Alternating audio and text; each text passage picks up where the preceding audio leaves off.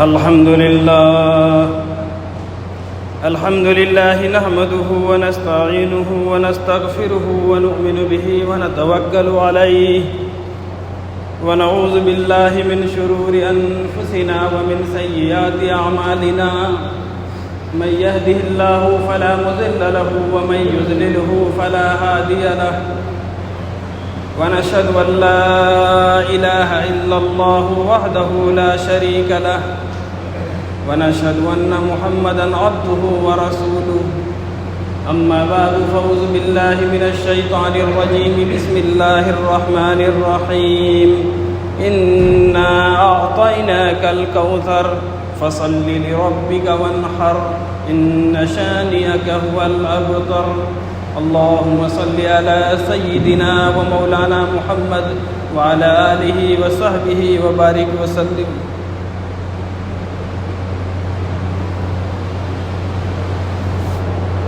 میرے بھائیوں، بزرگوں، عزیز ساتھیوں، آواز سمجھ میں آ رہی ہے؟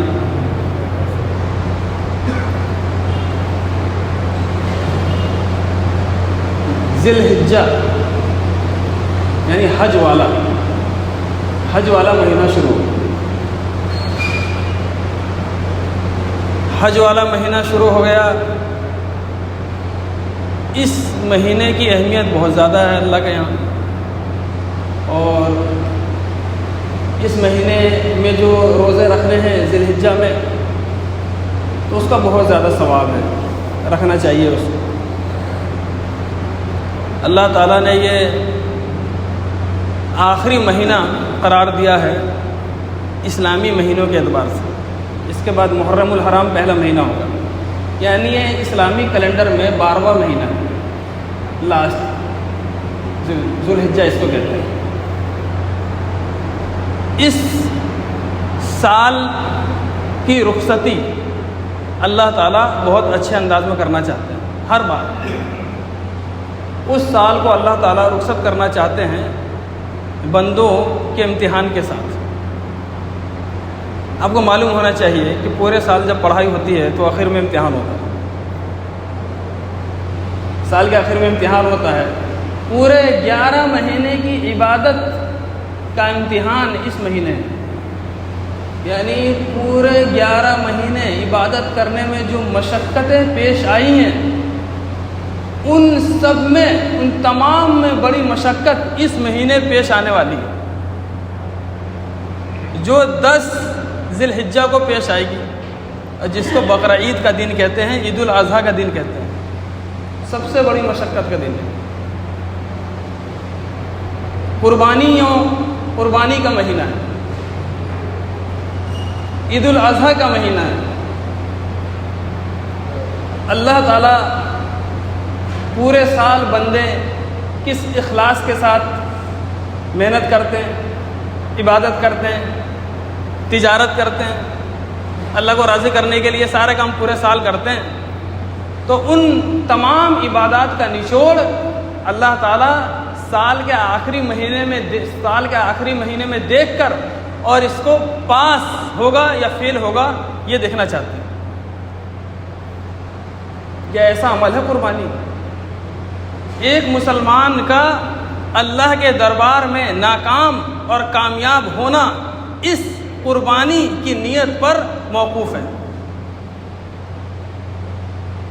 جیسی قربانی کریے وہ اسی اعتبار سے اس کو نمبر ملے گا. آیا کہ یہ قربانی دل کی خوشی کے ساتھ کریے یا کہ کوئی جبرن ہے، یا آس پڑوس والے کو دیکھ کر، بھائیوں دوستوں کو دیکھ کر کہ میرا دل تو نہیں چاہتا اس کو کرنے کا، میں تو اس کو صحیح نہیں سمجھتا، میری تو سمجھ سے باہر کی چیزیں قربانی، لیکن پھر بھی دوستوں یاروں کو دیکھ کر کرتا ہوں. کیا اس وجہ سے کریے یا اس وجہ سے کی ہے کہ میرے رب کا حکم ہے، سمجھ میں آئے نہ آئے مجھے کرنا ہے.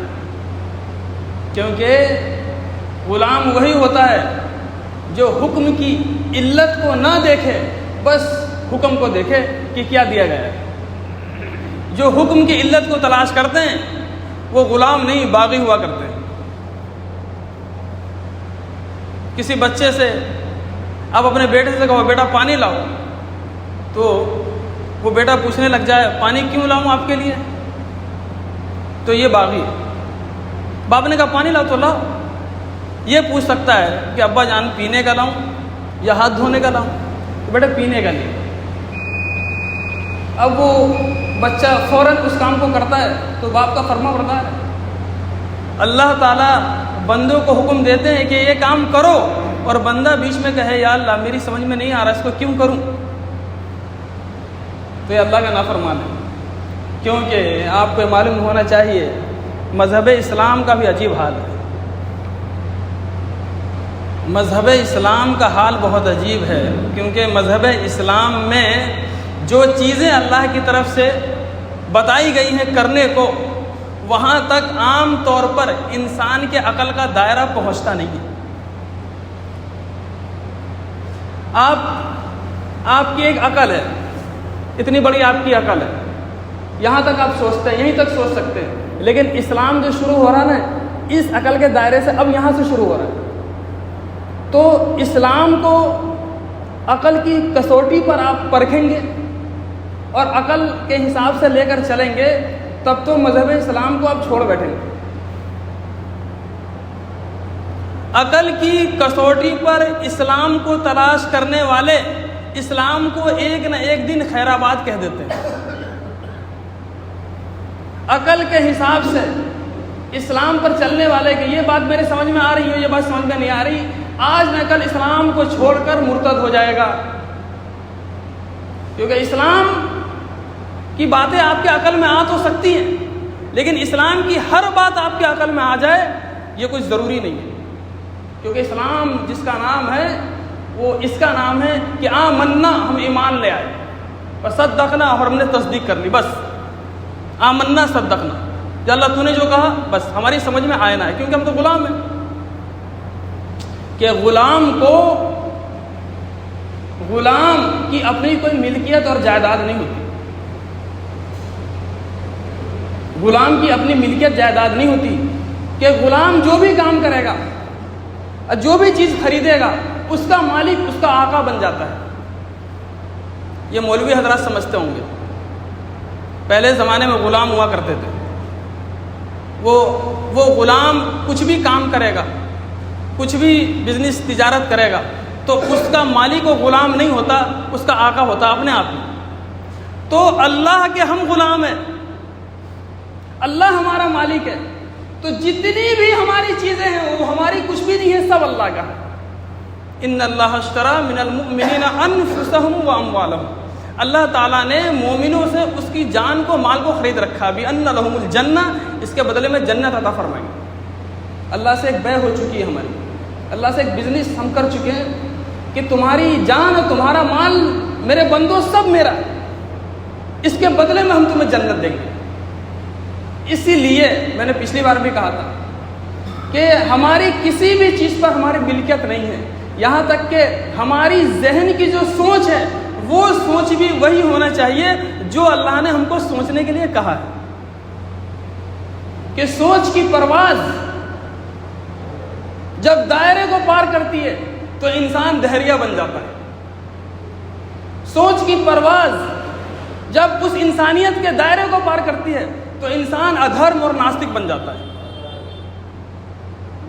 بڑے بڑے فلاسفر اور سمجھدار جو اپنے آپ کو کہتے تھے، ان کی سوچ اس حد سے گزر گئی اور اس کو کچھ سمجھ میں نہ آیا، نہ دنیا سمجھ میں آئی، نہ دین سمجھ میں نہ آیا، نہ اللہ کی عبادت سمجھ میں آئی، کچھ بھی سمجھ میں نہیں آیا، تو وہ سرے سے ہی اللہ کے وجود کا اور اللہ کی عبادت کا، سب کچھ کا، اللہ کی کتابوں کا انکار کر بیٹھے، اور تمام مذاہب جتنے بھی دنیا میں ہیں سب کو انکار کرتے ہوئے وہ دہریہ بن گئے،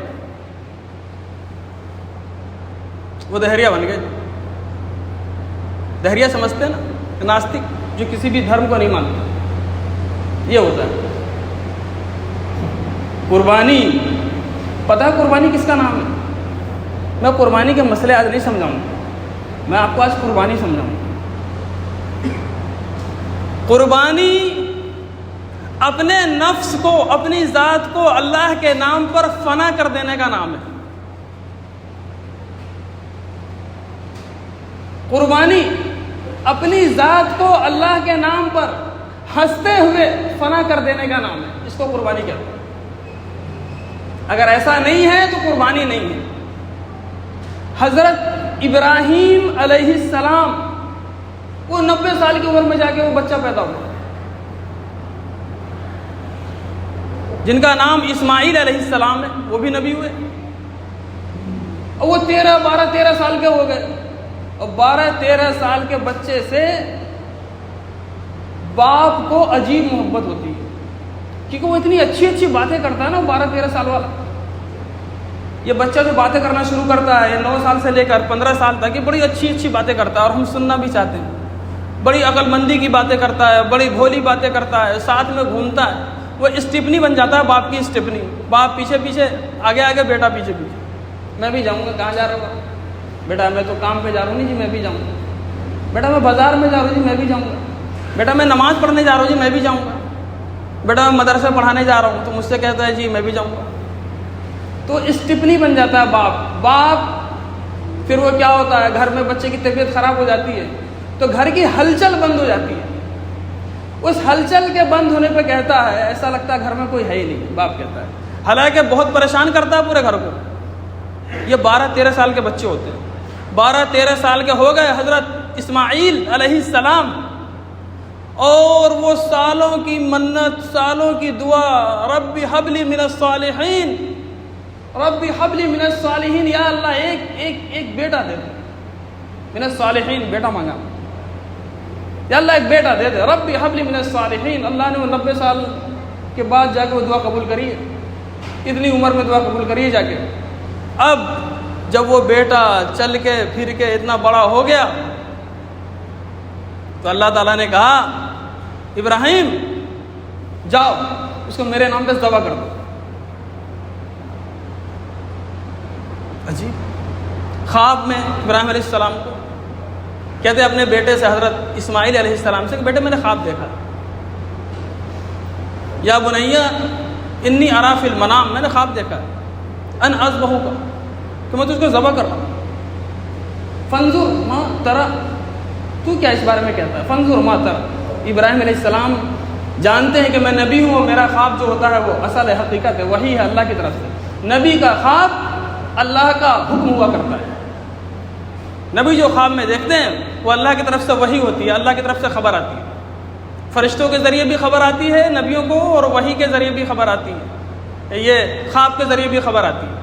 تو اس میں دیکھا کہ میں ذبح کر رہا ہوں تم کو، تو بیٹا بھی عجیب کہ ابا جان اس میں کیا سوچنا ہے، جو اللہ نے کہا کیجیے، آپ کو جو اللہ نے حکم دیا اس کو کیجیے، اور آپ مجھے جو ہے نا سمجھدار صبر کرنے والوں میں پائیں گے، میں وہاں جا کے بوال کھڑا نہیں کروں گا۔ اللہ نے کہا ذبح کر دو اپنے بیٹے کو، تو یا اللہ میں بھی، اے میرے والد یا ابا جان میں بھی تیار ہوں اللہ کے نام پر ذبح ہونے کو، آپ کر ڈالیے۔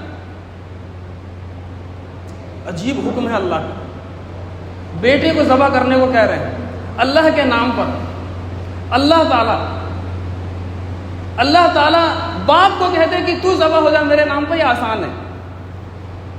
اللہ تعالیٰ باپ سے کہتے یہ چھری لے اپنی گردن کاٹ لے میرے نام پر، یہ آسان ہے، لیکن اللہ نے کہا نہیں، اس بیٹے کو جو تیرا لخت جگر ہے، جس کے اندر تیری جان بستی ہے، جس کی ہنسی سے تیرے چہرے پر ہنسی ہے، جس کے رونے سے تیرے چہرے پر رونا آتا ہے، اور جس کے درد کا درد تجھے ہوتا ہے، جس کے سر میں درد ہو تو تیرے سر میں درد ہوتا ہے، جس کو بخار ہو تو تجھے بخار ہوتا ہے، اور جو بھوکا رہے تو تیرے پیٹ میں درد ہوتا ہے، ایسی اولاد جس کے لیے تو نے اپنا کھانا پانی سب جس کے نام پر کر رکھا ہے، اوڑھنا بچھونا سب جس کے نام پر کر رکھا ہے، اس کو ذبح کر دے میرے نام پر، اے میرے بندے، اے ابراہیم اسماعیل کو میرے نام پر ذبح کرو۔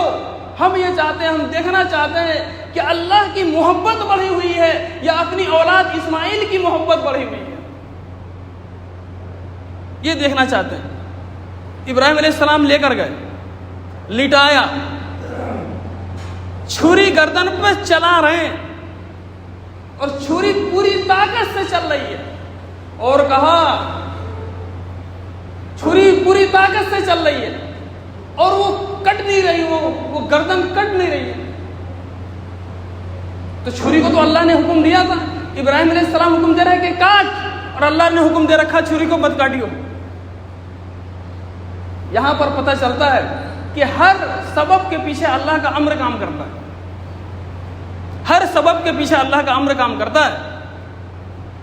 ہر نفع نقصان کے پیچھے اللہ کا حکم کام کرتا ہے. ہر کامیابی ناکامی کے پیچھے اللہ کا حکم کام کرتا ہے. یہاں پر چھری کے اندر کاٹنے کی صفت ہے, لیکن حکم اللہ نے سلب کر لیا, وہ طاقت سلب کر لی, چھری کاٹ نہیں رہی. تو اللہ تعالیٰ نے کہا شاباش ابراہیم شاباش, بس بس بس دیکھ لیا, پاس ہو گئے تم, پورے کے پورے 100 نمبر لائے ہو ابراہیم. ارے 100 میں سے 200 نمبر تمہارا آیا ہے, پاس ہو گئے تم. اتنے بڑے بڑے امتحان سے میں نے تمہیں پہلے گزارا, وہ سب میں تم پاس ہو گئے, اور آج یہ سب سے بڑا امتحان تھا کہ میں نے اپنے نام پر تمہارے بیٹے کو ذبح کرنے کو کہا تھا تو تم پاس ہو گئے. یعنی کہ ابراہیم علیہ السلام نے جو اپنے اولاد کو ذبح کیا ہے وہ ذبح ہو چکے, کیونکہ آپ نے پکی اور سچی نیت اور ارادے کے ساتھ چھری چلائی اور چلا رہے ہیں. وہ تو چھری کاٹ نہیں رہی, یہ اپنا کام کر چکے ہیں. یہ ہے قربانی. اللہ کے نام پر اپنی اولاد جو اپنی جان سے بھی زیادہ محبوب ہے, اپنے نفس سے بھی زیادہ محبوب ہے, اس اولاد کو قربان کرنے کا نام قربانی ہے. اس اولاد کو اللہ کے نام پر ذبح کرنے کا نام قربانی ہے. کس کس کو کتنا سمجھائیں گے عقل سے اس قربانی کو. اعتراض کرنے والے قربانی پہ اعتراض کریں گے, سمجھانے کی ضرورت نہیں, جاؤ. کیونکہ باغی غلام آقا پر اعتراضی کرتے ہیں, ان کے سمجھ میں نہیں آتی بات. باغی غلام, اب اعتراض کرنے والے چاہے کسی بھی مذہب کو ہو چاہے مسلمان ہو, وہ اعتراض کریں گے, لیکن اس قربانی کے فلسفے کو آپ ان کو تب تک نہیں سمجھا سکتے جب تک ان کے دل میں اللہ کی محبت نہیں آ سکتی. وہ تو قربانی نام اپنے آپ کو اللہ کے نام پر لٹانے کا ہے. تو اللہ تعالیٰ نے پھر وہ جنت سے وہ دمبا آیا, ادھر وہ چھری چلا رہے ہیں اور فرشتے کہہ رہے اللہ اکبر اللہ اکبر, یا اللہ یہ کیا ہو رہا ہے. تعجب میں کہتے ہیں, تعجب جب ہوتا ہے کسی شے پر, اللہ اکبر یہ کیا, اللہ اکبر. تو حضرت ابراہیم علیہ السلام نے کہا لا الہ الا اللہ. تو یہ ہم تکبیر پڑھتے ہیں, اللہ اکبر لا الہ الا اللہ اللہ اکبر وللہ الحمد. فرشتے پریشان ہیں, آسمان ہل رہا ہے, زمین کانپ رہی ہے کہ ابراہیم علیہ السلام کے کیا عمل ہے, اپنے اولاد کو آج ذبح کر ہی ڈالیں گے. تو اس پر ان کو تعجب ہوا اور اللہ تعالیٰ خوش ہوا کہ جاؤ ابراہیم جاؤ. اب وہ جنت سے دمبا آیا اور اس کی قربانی ہوئی کہ اپنے جانوروں کو قربان کرنے والے اللہ کے نام پر وہ اس زمرے میں آئیں گے کہ جنہوں نے اپنے بیٹے کو اللہ کے نام پر ذبح کر دیا. ہر قربانی کرنے والا جو کسی جانور کو لا کر اللہ کے نام پر ذبح کرتا ہے اس کو اتنا اجر ملے گا جیسے کہ حضرت ابراہیم علیہ السلام نے اسماعیل علیہ السلام کو اللہ کے نام پر ذبح کر دیا. ہر قربانی کرنے والوں کو اتنا ثواب ملنے والا ہے. اس نیت سے قربانی کرو گا ہر قربانی کرنے والوں, چونکہ نیت ابراہیم علیہ السلام کی پکی تھی. ہمارے یہاں پکی نیت کا بڑا اعتبار ہے. پکی نیت کوئی بندہ کر کے کسی کام کو شروع کرے اور وہ کام نہ ہو پائے تو اچھا کام ہے تو اس کو نیکی مل جائے گی, اور اگر برا کام ہے تو گناہ ملے گا. علماء نے ایک مسئلہ لکھا ہے, ایک آدمی زنا کرنے کے لیے کہیں پہنچا اور زنا کرنے کے لیے کمرے میں پہنچ گیا, ساری چیزیں زنا کاری کی تیار ہیں, زنا کرنے کی ساری چیزیں تیار ہے, لیکن چھت گر گئی اور یہ مر گیا. تو یہ زنا کار مرا ہے, زنا کی نہیں ہے ابھی, زنا اس نے کیا نہیں ہے, لیکن زنا کرنے کے تمام جو لوازمات تھے اس پر یہ پکی نیت تھی, تو اس نیت کی وجہ سے یہ زانی مرا ہے. ایسے ہی ایک آدمی کسی نیک کام کی طرف مائل ہو اور پکی نیت نہ ہو, پکی نیت ہو. ایک آدمی حج کے راستے پر چلا, ایک آدمی حج کے راستے پر چلا اور اپنے گھر سے بیٹھتا ہے کسی گاڑی پر، اس گاڑی کا ایکسیڈنٹ ہو گیا تو یہ حاجیوں میں شہید شمار ہوگا۔ ایسے ہی ابراہیم علیہ السلام نے اپنے بیٹے کو ذبح کرنے کی پوری کوشش کی، لیکن بیٹا ذبح نہیں ہوا۔ اسماعیل علیہ السلام اللہ کے حکم سے وہ چھری گردن پہ نہیں چلی تو وہ گویا کہ اپنے بیٹے کو اللہ کے نام پر ذبح کر دینے والوں میں شمار ہے۔ تو جتنے بھی مسلمان اب جانوروں کو لا کر اللہ کے نام پر ذبح کریں گے ان کو وہی اجر ملنے والا ہے جو حضرت ابراہیم علیہ السلام کو ملا تھا۔ وہ نبی ہیں، ان کو وہ اجر ملا تھا۔ اس امت کو ایک ایک فرد کو اللہ کو راضی کرنے کے لیے کریں گے تو اس کو یہی اجر ملنے والا ہے۔ قربانی ہے، حدیث میں آتا ہے کہ جانور کو موٹا تازہ کرو کھلا کر، کہ اللہ کے سامنے اچھی قربانی پیش کرو۔ تو اللہ تعالیٰ نے کہا ہے کہ جب تم قربانی پیش کرتے ہو لَن يَنَالَ اللَّهَ لُحُومُهَا، گوشت نہیں پہنچتا، وَلَا دِمَاؤُهَا، خون بھی نہیں پہنچتا، وَلَٰكِن يَنَالُهُ التَّقْوَىٰ مِنكُمْ، لیکن اللہ کے یہاں جو پہنچتا ہے تمہارے اندر کا تقویٰ پہنچتا ہے۔ اللہ کو نہ تمہارا گوشت چاہیے، اللہ کو نہ تمہارا خون چاہیے، اللہ کو تو تمہاری وہ نیت چاہیے، کیونکہ گوشت اور خون، وہ گوشت تو اللہ تعالیٰ تم کو ہی انعام کے طور پر مہمانی کے لیے کھاؤ پیو لوٹا دیتے ہیں۔ اللہ تعالیٰ تو کھانے پینے سے پاک ہے۔ اس سے یاد آ گیا ایک مسئلہ، آدمی قربانی کرتا ہے اور اس کا جو گوشت آتا ہے تو سارا گوشت خود کھائے، کوئی دقت کی بات نہیں، پڑوس میں بانٹ دے بہت اچھا، فقیروں میں بھی بانٹ دے بہت اچھا، اور خود بھی کھائے بہت اچھا، لیکن فیملی اس کی بڑی ہے، ایک بکرا لایا ہے اور اسی میں اتنے سارے لوگ ہیں، تو باہر اگر نہیں بانٹتا تو اس پر نہ کوئی ملامت ہے، نہ کوئی گناہ ہے، نہ کوئی شرمندگی ہے۔ بعض لوگوں نے مشہور کر رکھا ہے کہ 3 حصے کرنا ضروری ہے۔ ابے کیوں 3 حصے کرے گا؟ ضروری تو کہاں سے لائے؟ 3 حصے کرنا اس کی مرضی ہے، ضروری کوئی نہیں ہے۔ جانور کے گوشت کے 3 حصے کرنا آپ کی مرضی ہے، ضروری کوئی نہیں ہے۔ بناتے رہو، کھاتے رہو، اللہ نے تمہیں اپنا، اللہ تمہارا میزبان ہے، تو اللہ کے نام کو تم نے ذبح کیا۔ کہ نیت اگر خراب ہو گئی، جانوروں کو کھانے کی نیت سے ذبح کرنے والی کی قربانی قبول نہیں ہوتی۔ ارے ویسے ہی خرید لے، 760 روپے کلو بک رہا، جا خرید لے، کیوں اتنا پریشان ہو رہا ہے؟ جب تجھے کھانا ہی ہے تو کیوں تو اپنی نیت خراب کر رہا؟ جا 800 روپے کلو ہے، 750 روپے کلو خرید اور کھا، 4 کلو 5 کلو خرید لے، کہاں 12-15 ہزار کا لا کے تو اپنے پیسے برباد کرے جب تجھے کھانا ہی۔ تو یہ جو اللہ کے نبی صلی اللہ علیہ وسلم نے اس کو سنت قرار دیا، پوچھا ایک صاحب نے، یا رسول اللہ ما هذه الاضاحی، کیا ہے یہ قربانی؟ تو آپ نے فرمایا کہ وہ تمہارے باپ ابراہیم علیہ السلام کی سنت ہے۔ ابراہیم علیہ السلام نے جو کام کر کے دکھایا تھا وہ سیدھے ہزاروں سال بعد آپ صلی اللہ علیہ وسلم پہ لوٹا۔ اس دوران سیدھے آپ صلی اللہ علیہ وسلم کو وہ قربانی لوٹی، اور ملت ابراہیم کہا گیا اس طریقے کو جس کو ہم فالو کرتے ہیں، اور اللہ کے نبی صلی اللہ علیہ وسلم نے اسی کو اختیار فرمایا ہے، اور وہی اس امت کا مذہب ہے اور مسلک ہے۔ اتنا پسند آیا حضرت ابراہیم علیہ السلام کا وہ کہ اللہ تعالیٰ نے پورے مذہب اسلام کو قربانی، پورے مذہب اسلام کی بنیاد انسان کے نفس کی خواہشات کی قربانی بنا دی۔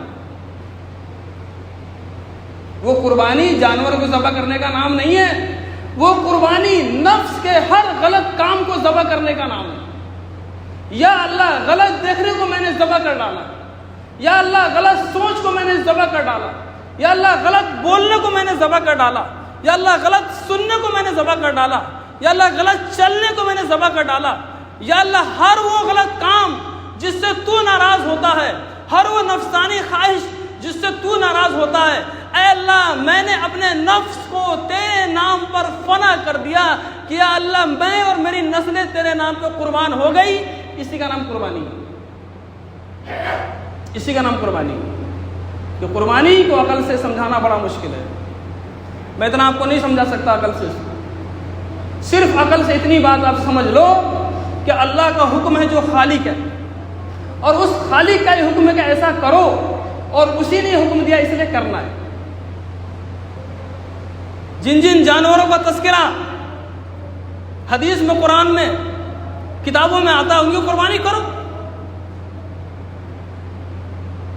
سب کی قربانی کرو. اونٹ کی کرو, بکری کی کرو, بھیڑ کی کرو, دمبے کی کرو, بھینس کی کرو. جن جن جانوروں کا نام آتا ہے قربانی کرنے کا اس کو کرو. ابھی بھینس سے بات یاد آ گئی. یہ تو میں تو پہلے بھی کہہ چکا ہوں, ایسی تباہی مچائی ہے نا اس یوٹیوب نے, ایسی تباہی مچائی ہے فیس بک ان چیزوں نے. اب تو میں نے پچھلی بار بھی کہا تھا کہ مجبوری میں علماء کرام اس پر آ رہے ہیں کہ جہاں برائی پھیل رہی ہے وہاں اچھائی پھیلانی ضروری ہے. ایک صاحب ہیں وہ اس میں گھوم رہے ہیں جہاں جانور بک رہے ہیں, فیس بک پہ خوب چل رہا ہے. ایک صاحب اس میں گھوم رہے ہیں جہاں جانور بک رہے ہیں, اور لوگوں سے کہتے پھر رہے ہیں کہ بھینس کی قربانی تو نہ حدیث میں ہے نہ قرآن میں, آپ کریں گے کیسے ہوگی نہیں. آپ کیسے کر رہے ہو بھینس کی قربانی؟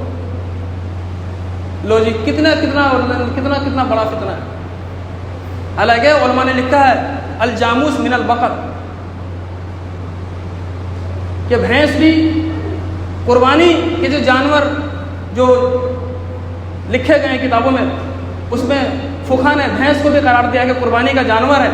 قربانی شوق سے, پورے قوت کے ساتھ اور پورے یقین کے ساتھ بھینس کی قربانی کرو, کہ بھینس کی قربانی کرنا 100 نہیں 101% صحیح ہے. جو لوگ بھینس کی قربانی کا انکار کرتے ہیں وہ جانے, ان کا کام جانے, وہ کتنے بڑے عالم ہیں کتنے بڑے جاہل ہیں وہ جانے. لیکن آپ لوگ یہ طے سمجھ لو کہ بھینس کی قربانی اہل سنت والجماعت کے نزدیک بالکل درست اور بالکل صحیح ہے.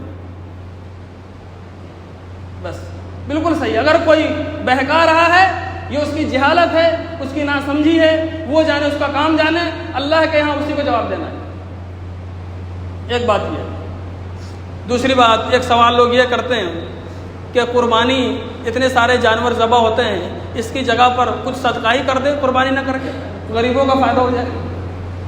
مستقل سوال ہے, اعتراض ہے لوگوں کا کہ اتنا سارا جو لاکھوں روپے کروڑوں اور اربوں کے جو جانور کٹتے ہیں, اس سے بہتر یہ ہے کہ آپ صدقہ کر دو, اتنا پیسہ غریبوں کے گھر بن جائیں گے, غریبوں کے گھر میں راشن آ جائے گا, کپڑے آ جائیں گے. غریبوں کے گھروں میں راشن کا آنا اور غریبوں کا گھر بنوانا اور غریبوں کو کپڑے پہنانا, یہ قربانی چھوڑ کر کرنے کا کام نہیں ہے, یہ قربانی کرنے کے ساتھ کرنے کا کام نہیں ہے. مذہب اسلام میں ایسا نہیں ہے کہ فجر چھوڑ کے ظہر پڑھو, اور ظہر کو چھوڑ دو اثر پڑھو, اثر چھوڑ کے مغرب پڑھو. ایک کام کو چھوڑ کر دوسرے کام کو کرنا یہ مذہب اسلام نہیں ہے. مذہب اسلام میں تو جتنے تقاضے اللہ نے کہے سارے پورے کرنے ہیں. کہ اللہ کے نبی صلی اللہ علیہ وسلم نے کبھی بھی قربانی چھوڑ کر قربانی کی جگہ پر غریبوں میں نقد اور ضرورت کی چیزوں کو صدقہ نہیں کیا ہے. ہمیشہ ہر سال آپ صلی اللہ علیہ وسلم نے قربانی کری. قربانی ہے, قربانی ہے, قربانی. اللہ تعالیٰ دیکھنا چاہتے ہیں کتنی محبت ہے. آپ جانوروں کو گھر میں لاؤ, اس کو پالو, بہت اچھا ہو 2-3 سال آپ پالیں. جب اس کی محبت آپ کے دل میں بیٹھ جائے, اس بکرے کی محبت آپ کے دل میں بیٹھ جائے, اور وہ جانور, اس جانور کے ساتھ ہمارے گھر کے بچے کھیلنے لگ جائے, وہ جانور, اس جانور کے پیٹ میں سر رکھ کے ہمارا بچہ سونے لگ جائے, اور اس جانور کو پانی پلائے اس گلاس سے, اس سے ہمارا بچہ پینے لگ جائے, اور جب ہم دسترخوان پہ بیٹھے تو وہ بکرا بھی منہ ہلا کے بیٹھنے لگ جائے, وہ بھی دانت پھاڑے ہنسنے لگ جائے. ہمارے گھر کا ایک فرد بن گیا. اب وہ جانور نہیں, وہ بکرا نہیں, میرا بیٹا بن گیا, میری اولاد بن گئی. یہاں تک کہ جب اس کی سال میں طبیعت خراب ہوئی تو ہم اس کو دکھاتے بھی ہیں جانور کا ڈاکٹر سے کہ نہیں اس کا علاج کرانا ہے, اس کو نہلانا دھلانا, یہاں تک کہ کچھ لوگ اس کو کپڑے بھی پہنا دیتے ہیں. اتنی محبت جب اس جانور سے ہو گئی، اب اس کو ذبح کر کے دکھاؤ تو قربانی ہے، اور ذبح کر کے مت دکھاؤ، اپنے ہاتھ سے ذبح کرو۔ اللہ کے نبی صلی اللہ علیہ وسلم نے جب بھی آپ قربانی کرتے تھے اپنے گھر میں تو اپنے ہاتھ سے کرتے تھے، کسی بھی صحابی کو کہتے کہ آؤ تم کر دو، تم ذبح کر دو، نہیں، آپ اپنے ہاتھ سے ذبح کرتے تھے۔ آپ دکھانا چاہتے ہیں کہ اپنے ہاتھ سے وہ جانور جو تیرے گھر کا ایک بچہ بن گیا، جو تیری اولاد بن گئی، جو تیری اولاد ہو گئی، اس کو اپنے ہاتھ سے اب ذبح کر کے دکھا، تو اس پر چھری پھیرے گا، پورا خاندان روئے گا، تیرے بچے روئیں گے، رونے دے، تیری بیوی روئے گی، رونے دے، تیری بیٹی رہے گی، روئے گی، رونے دے، تیرا باپ روئے گا، رونے دے، تیری ماں روئے گی، رونے دے، نہیں، اور تیرا دل بھی روئے گا، یا اللہ میرا دل نہیں کرتا، لیکن میرے پروردگار میں تیری محبت میں اس کو ذبح کرتا ہوں، اس کا نام ہے قربانی، اس سے اللہ راضی ہوں گے۔ اس کو قربانی کہتے ہیں کہ بچے اس جانور کا گوشت کھانا انکار کر جائے، قربانی ہو رہی ہے، یہ ہے قربانی، اتنی محبت تھی اس سے۔ یہ ہے، یہ نہیں کہ 10 تاریخ کل ہے، 8 ہے، 9 ہے، آج 7 تاریخ ہے، چل بھیا 15,000 12,000 مارکیٹ گھوم رہے ہیں، اور کسی لڑکے کو پیسے دے دیے، بھائی 20,000 پکڑ میرے لیے جانور لے آئیے، وہیں پر رکھ لے، ذبح کر دو، اس کو پتہ ہی نہیں۔ قربانی زکوٰۃ نہیں ہے، قربانی زکوٰۃ نہیں کہ مال دے کے فارغ ہو گئے۔ قربانی کو علماء نے مالی اور بدنی دونوں عبادت شمار کیا ہے، الگ بات ہے کہ مال کا اس پہ غلبہ ہے۔ قربانی مالی بدنی دونوں عبادت ہے، کیونکہ بدن کا فعل یہ ہے کہ جاؤ جانوروں کو پالو، مشقت سہو، اس کو خرید کر لاؤ اور اپنے ہاتھ کی قوت سے ذبح کرو، یہ بدن کا فعل ہے، اور اس کو خرید کے لانا یہ مال کا فعل ہے۔ تو مالی اور بدنی دونوں عبادت علماء نے اس کو شمار کیا ہے، کیونکہ بہت ساری ہماری عبادت بدنی ہے، بہت ساری مالی ہے، جیسے زکوٰۃ صرف مال کا کھیل ہے، نماز صرف بدن کا کھیل ہے، روزہ صرف بدن کا کھیل ہے، حج مال بدن دونوں کا کھیل ہے۔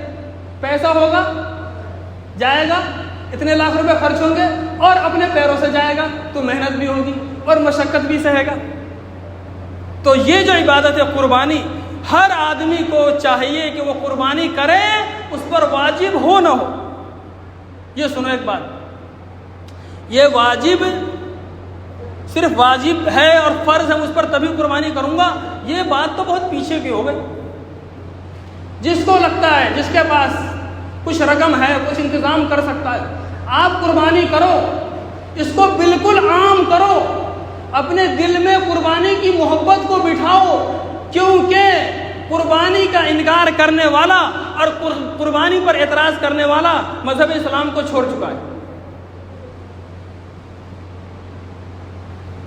نئی ذہنیت، نئے لوگ، نئی باتیں، کالج، یونیورسٹی، دنیا کے ایک سے ایک پڑھے لکھے مسلم، نئی ذہنیت کی پیداوار، وہ قربانی، ان میں سے بہت سارے افراد قربانی کے معترض اور منکر ہیں، یہ مسلمان نہیں ہے، صاف پکی بات۔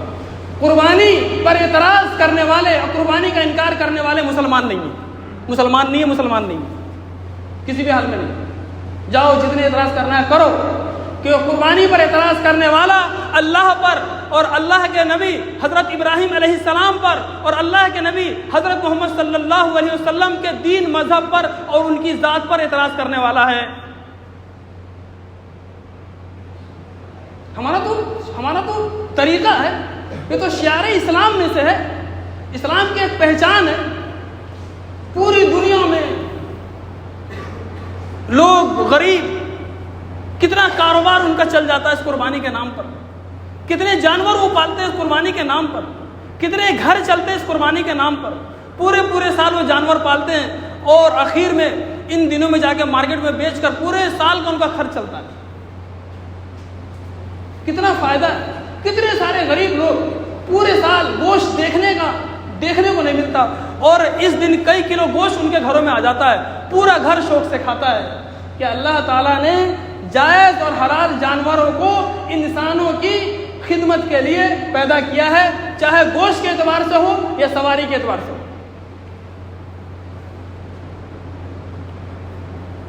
انسانوں کی خدمت کے لیے اللہ نے جانوروں کو بنایا ہے. اللہ نے ایسا سسٹم دنیا میں بنایا ہے نا کہ اللہ کا ایک سسٹم ہے, آہار شرنکھلا کہتے ہیں اس کو سائنس والے, آہار شرنکھلا, پتہ نہیں انگریزی میں کیا کہتے ہیں, بھول گیا.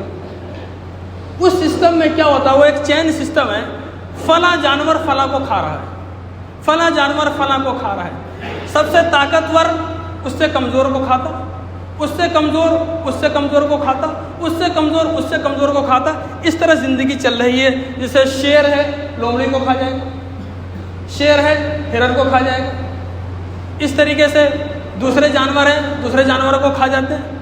اس طرح سے وہ پرندہ جو ہوا میں اڑتا ہے وہ چھوٹے چھوٹے جانور جو زمین پہ چوہے وغیرہ رہتے ہیں اس کو کھا جاتا ہے. تو اللہ نے ایک سسٹم بنایا ہے کہ یہ اس کو کھائے گا اور ہم اسی طریقے سے پوری دنیا کو چلائیں گے. تو اس سسٹم میں سے ایک یہ سسٹم ہے کہ انسانوں کے لیے حلال جانور اللہ نے کھانے کے لیے پیدا کیے, تو کھاؤ ان کو. ان جانوروں پر رحم یہی ہے, ان جانوروں پر رحم ہے, حلال جانوروں پر رحم ہے. ان جانوروں کو اکیلا بازار میں چھوڑ دینا کہ ہم ان کو کھائیں گے نہیں, یہ ان پہ رحم نہیں ہے. پھر یہ بے موت مریں گے, پھر یہ دیواروں سے ٹکرا ٹکرا کے بھوکے مریں گے. ان کی آنکھیں کہیں ہوں گی, ان کا پیٹ کہیں ہوگا, ان کی ٹانگیں کہیں ہوں گی اور ان کی روح نہیں نکل رہی ہوگی. وہ کوئی انسان تھوڑی ہے تو اس کی خدمت کے لیے اس کے چھوٹے بچے آ جائیں گے اور بڑے ڈاکٹر صاحب سے اس کا علاج کرائیں گے. اللہ نے ایک سسٹم دنیا میں بنایا ہے کہ اس کو کھاؤ, تم اس کو کھاؤ گے, تم اس کو کھاؤ گے, تم اس کو کھاؤ گے. پوری دنیا چل رہی ہے آج تک, کیونکہ انسان اس دنیا کو اور اس سسٹم کو بنانے والا نہیں ہے. انسان اس دنیا کو اور اس کے سسٹم کو بگاڑنے والا ضرور ہو سکتا ہے اپنی عقل کا دخل کر کے. عقل کا دخل نہیں, کچھ نہیں. کوئی آپ سے پوچھنے آئے کہ یار قربانی کا تمہارا کیا مسئلہ ہے, بڑا عجیب لگتا ہے. کہ تجھے عجیب لگتا ہے تو لگتا رہے, تجھے تو سب کچھ عجیب لگتا ہے. تمہارا تو ہم اللہ کو ایک مانتے ہیں یہ عجیب لگتا ہے, تمہارا تو ہمارے پاس قرآن مجید ہے تمہیں یہ عجیب لگتا ہے, تمہارا تو ہمارے اللہ کے نبی جتنے انبیاء ہیں وہ عجیب لگتا ہے, تمہیں تو فرشتے عجیب لگتے ہیں, تمہیں تو خانہ کعبہ عجیب لگتا ہے, تمہیں تو مدینہ عجیب لگتا ہے, تمہیں تو مکہ عجیب لگتا ہے, بس تمہیں تو سب کچھ عجیب لگتا ہے. اور ہم بتائیں ہمیں تو ہی عجیب لگتا ہے, ہمیں تو ہی عجیب لگتا ہے. تیرے عجیب پہ ہم اپنے مذہب کو نہیں چھوڑنے والے ہیں, کیونکہ یہی اسلام دنیا میں انسانیت پر اور جانوروں پر سب سے زیادہ رحم کرنے والا مذہب ہے.